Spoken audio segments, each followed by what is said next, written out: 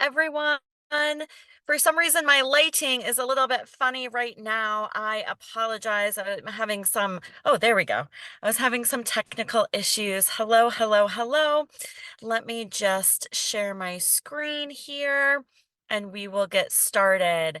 Thank you so much for joining today. Um, Thank you so much for joining today. We're happy to have you here. Um, and let's start the slideshow. Again, I apologize for um any delay we had here. I was having some lighting and internet issues and we all know how that goes. We all know how that goes. So welcome to Lunchtime Learning. This month we are going to talk about depression at work. So my name is Mary Ellen Dance. I'm a licensed mental health counselor, but I am also the director of corporate training here at ENI. If you have any questions about training or education at work, my email address is on the last slide. So we will go over it that I can give that to you then. I can give that to you then. So I like to do these lunchtime learnings monthly. Again, they're quick because I know that we are all very busy, but I want to be able to provide information. We send the information and the login up for these to all HR professionals, but anyone can come here. So anyone, if you're an HR professional and you get an email, please forward it to whoever you'd like to forward it to, whoever could benefit from being here. So let's get started talking about depression. So depression is a scary thing to talk about because I don't think anyone wants to be depressed. But unfortunately, we have to talk about it because it is so prevalent in our society. So depression is estimated to cost the United States $51 billion because of absenteeism. So whether that is disability, whether that is unplanned time off, it's because of absenteeism due to depression. It's costing the United States $51 billion. Another way to look at it is 200 million lost work days a year due to depression. So it's a big deal. And again, it's not super fun to talk about, but it's important to talk about because it is in the top 3 of the top workplace issues today. So 80% of people with depression report functional impairment. I want to explain what that means. It means that daily activities are impaired in some way. So maybe that looks like I can't go to work, or it could look something to the effect of I don't want to spend time with my friends or family as much. I want to isolate, I want to sleep more, but anything that interferes with our daily functioning. So 80% of people with depression report interference with functioning, and a lot of functioning has to do with going to work. So that's a really big statistic that we want to focus on. 15% of people suffering from depression will die by suicide. I did do a lunchtime learning on suicide a few months ago. It's on our website. I can point you there at the end if you missed it and you're interested in hearing about it. But the good news that we certainly don't talk about enough is that 80% of people with major depressive disorder can be successfully treated. We know how to treat depression.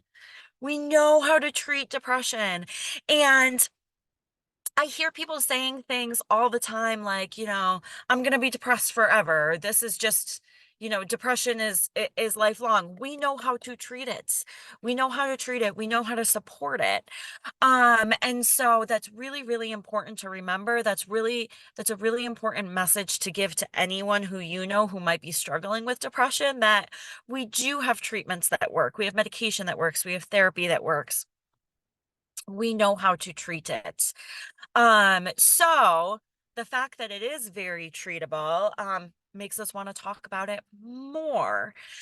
So again, as scary as it is that depression is causing, absenteeism, lost money, things like that, it's obviously affecting workplace morale and culture.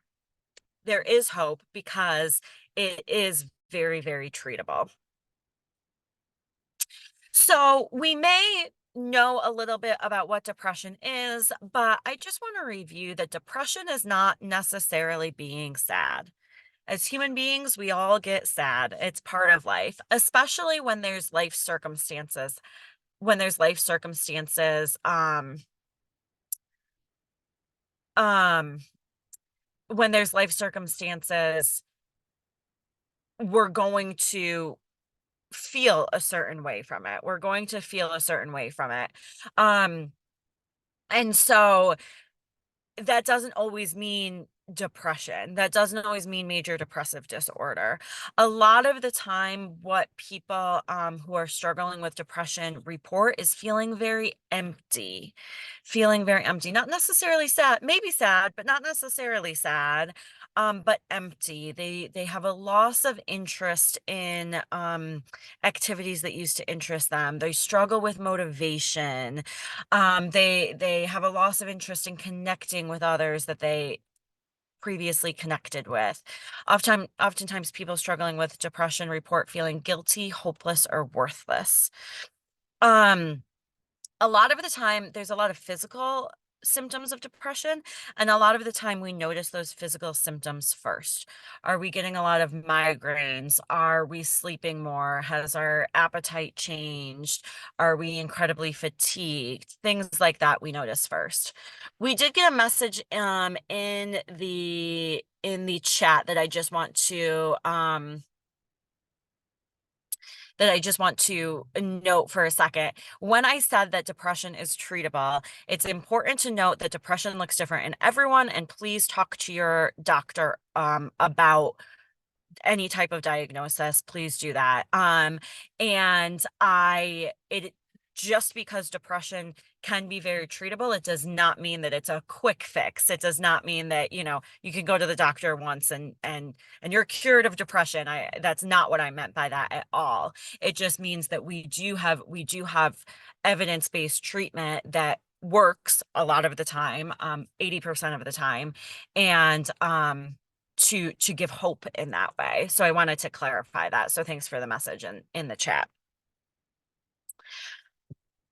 So let's continue. So let's talk about what workplaces can do, because this is a really, really tough thing because it's the workplace. We have to hold people accountable to do work. Everyone is there for a job. They're not there for, mental health support.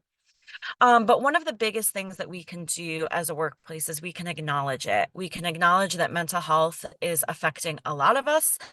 Mental health, even if we ourselves are not struggling with a mental health disorder, we most likely know people who are struggling with a mental health disorder, and ignoring it is not going to help at all.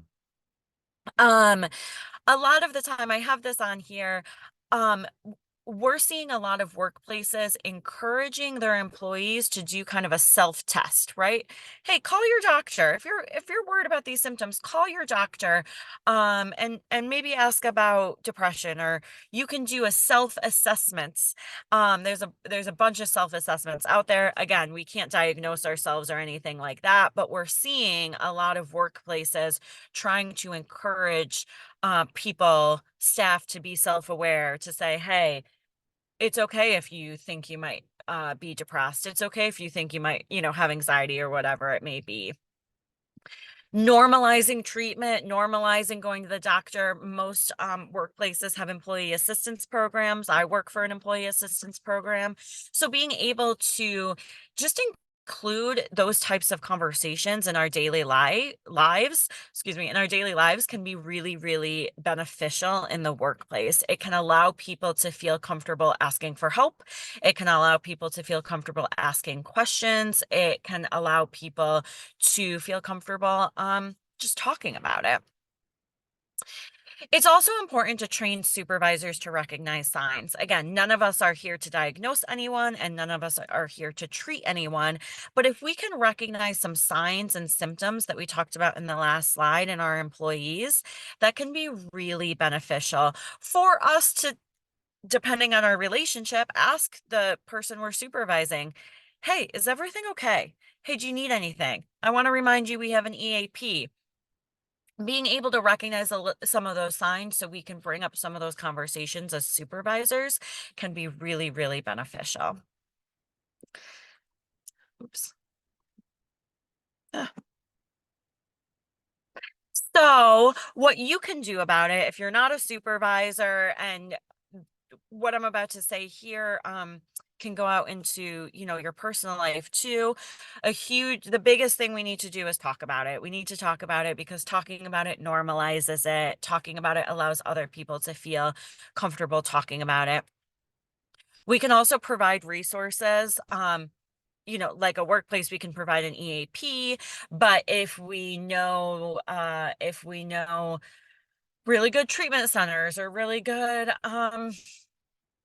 doctors, or if somebody is struggling finding a therapist in their health insurance network, we can help with that. We can support other people. Again, talking about it helps a lot with that. So often people who are seeking support, the first thing they do is Google it. They will Google am I depressed? They will Google therapists near me, psychiatrists near me, things like that, which, as much as I love Google, and Google's a wonderful thing, that can get really overwhelming and really confusing. And so being able to provide resources. And then the last thing is being able to offer a listening ear. We often can't fix people. Well, we can't fix people. People aren't broken, but we often can't make people feel better. We often can't make people feel better. And for someone who's experiencing depression, major depressive disorder, persistent depressive disorder, having someone say like, "Oh, just be happy," typically doesn't help. But having someone who can listen and who can just listen and support and know that that person isn't in control of what they're going through can make an incredible, incredible difference. I want to be mindful of the time. I know I was having some issues at the beginning, so I hopped on a little bit late. But there's my email address. I want to talk more about depression because obviously 15 minutes is not nearly enough to go into a very, very severe, very scary, and complicated disorder. But hopefully this gives us a taste, something to be aware of in the workplace. If you go to eniweb.com, you can find all the previous webinars as well. You can find that webinar that I did on suicide a few months back. That will be there too. Thank you so much for taking the time out of your days. I really, really appreciate it. Stay tuned for the first Thursday of March for our next lunchtime learning.